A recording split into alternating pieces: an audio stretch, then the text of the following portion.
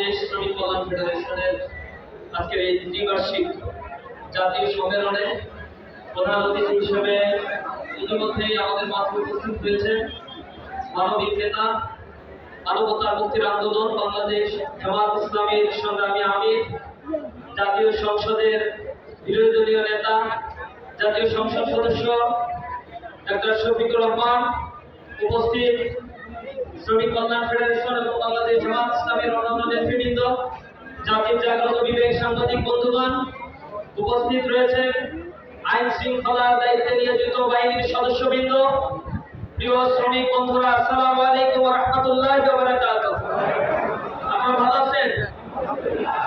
শ্রমিকরা সবসময় ভালো থাকে, তাদের গ্যাস্ট্রিক হয় না, আলসারের রোগী নাই। কথায় আছে আমরা ছাত্র, আমরা শক্তি, আমরা ছাত্র দল, অল স্টুডেন্ট বাংলাদেশ ইসলামী ছাত্র শিবির there is very intelligent and Islamic education Bangladesh ইসলামী ছাত্র শিবিরের আমাদের তরুণ নুরুল ইসলাম শ্রমিক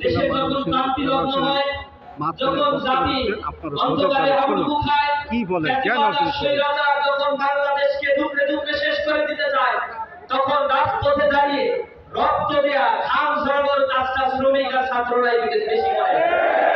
সুতরাং এই বাংলাদেশের মানচিত্র, এদেশের সার্বভৌমত্ব, এদেশের স্বাধিকারের জন্য যারা গুরুত্বপূর্ণ ভূমিকা রেখেছে তারা হচ্ছে এই শ্রমিকেরা। কিন্তু দুর্ভাগ্য, এদেশের বুর্জোয়া শ্রেণী এই শ্রমিকদের অধিকার থেকে যুগে যুগে তাদেরকে বঞ্চিত করেছে। এদেশের 85% মানুষ, তাদের আমরা জানি যে মাত্র 10% সম্পদ, 10% মানুষ 85% সম্পদ এদেশে জিম্মি করে রেখেছে। সিবিডির তথ্য এটা। অন্য বেসরকারি তথ্য বলছে এদেশের 5% মানুষ রয়েছে যারা এদেশের 90% সম্পদ জিম্মি করে রেখেছে, আর বাদ বাকি মাত্র 10 থেকে 15% সম্পদ এই বিশাল জনগোষ্ঠী 90% মানুষের জন্য দেওয়া হয়। অর্থাৎ এদেশের সম্পদের ডিসেন্ট্রালাইজেশন নাই। এদেশের খেটে খাওয়া মানুষ, শ্রমিক মানুষদেরকে দিলে দিলে এদেশে আরো বেশি সাপ্রেস করা হচ্ছে। আর বুর্জোয়া শ্রেণীর পুঁজিপতিতার কারণে সম্পদের পাহাড় করে কোটি কোটি টাকা লুটতরাজ করে তারা সম্পদের পাহাড় গড়ে তুলছে। এদেশের শ্রমিকের মর্যাদা অধিকার আদায়ের জন্য যারা কথা বলছে তারা দুর্নীতিগ্রস্ত হয়ে পড়ছে। এদেশের খেটে খাওয়া মানুষ, সেই চা শ্রমিক, এদেশের গার্মেন্টস শ্রমিক, বিদেশে যে 1,55,00,000 মানুষ ডায়াসপোরাতে আছে, যারা রেমিটেন্স পাঠায়, যাদের রেমিটেন্সের উপর ভিত্তি করে এদেশের অর্থনৈতিক চাকা সচালিত হচ্ছে, এদেশের মানুষের অধিকার আদায়ের জন্য কথা বলার কেউ নাই। আমরা হতবাক হয়ে যাই যখন দেখি বিদেশে যে শ্রমিকরা, যাদের রেমিটেন্সের কথা বারবার বলা হয়, যাদের রেমিটেন্সের কারণে এদেশের রিজার্ভ অনেক বেশি বৃদ্ধি পেয়েছে, এদেশের অর্থনৈতিক চাকা সচালো হয়, কিন্তু সেই বিদেশি শ্রমিকদের জন্য কথা বলে না কেউ, মুখে গ্রুপ বেঁধে আটকে থাকে, বসে থাকে। এদেশের গার্মেন্টস শ্রমিকেরা রাজপথে নেমে যখন জীবন দেয় তখনই কেবল তাদের কথা শোনার জন্য টেবিলে বসায়, এর বাইরে তাদের কথা কেউ শুনে না।